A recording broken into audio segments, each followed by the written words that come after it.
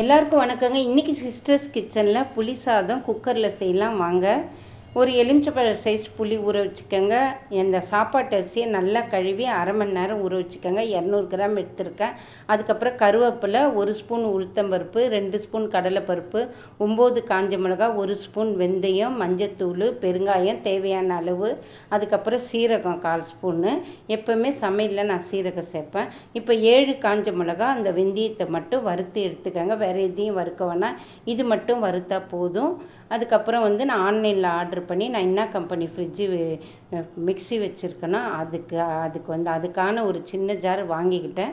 இது வரைக்கும் இந்த குட்டி ஜாரு என்கிட்ட இல்லை, அதனால் நான் வாங்கிக்கிட்டேன். இப்போ ஃபஸ்ட்டு ஏலக்காய் சக்கரை போட்டு நல்லா கழுவிட்டு ஏலக்காய் சக்கரை போட்டு அரைச்சிட்டு அதுக்கப்புறம் தொடச்சிட்டு அதுக்கப்புறம் நான் இந்த பொடியை அரைச்சேன். இப்போ வாங்க தாளிக்கலாம். ஒரு குழம்பு கரண்டி நல்லெண்ணெய் ஊற்றிக்கோங்க. கடுகு, ஜீரகம், கடலைப்பருப்பு, உளுத்தம்பருப்பு, முந்திரி, 2 காஞ்ச மிளகாவை கிள்ளி சேர்த்துக்கங்க. அதுக்கப்புறம் கருவேப்பிலை சேர்த்துக்கங்க. அதுக்கப்புறம் பெருங்காயம் சேர்த்துக்கங்க. அதுக்கப்புறம் மஞ்சத்தூள் சேர்த்துக்கங்க. இது எல்லாம் நல்லா செவந்த உடனே இப்போ புளி தண்ணியை நல்லா வடிகட்டி வச்சுக்கோங்க. புளி தண்ணியும் இந்த தண்ணியும் சேர்த்து 1க்கு 3 வைங்க, சரியாக இருக்கும். அதுக்கப்புறம் தேவையான அளவு உப்பு சேர்த்துக்கங்க. இது 3/4 ஸ்பூன் உப்பு கரெக்டாக இருக்கும் அளவு.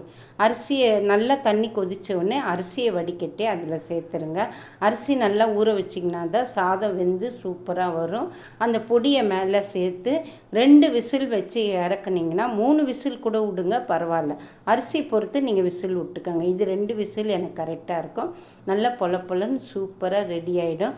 பேச்சுலருங்களுக்கு இது மாதிரி செஞ்சுக்கலாம். லஞ்சு பாக்ஸுக்கும் ரொம்ப ஈஸியாக இருக்கும். பிடிச்சிருந்தால் லைக் பண்ணுங்கள், ஷேர் பண்ணுங்கள், கமெண்ட்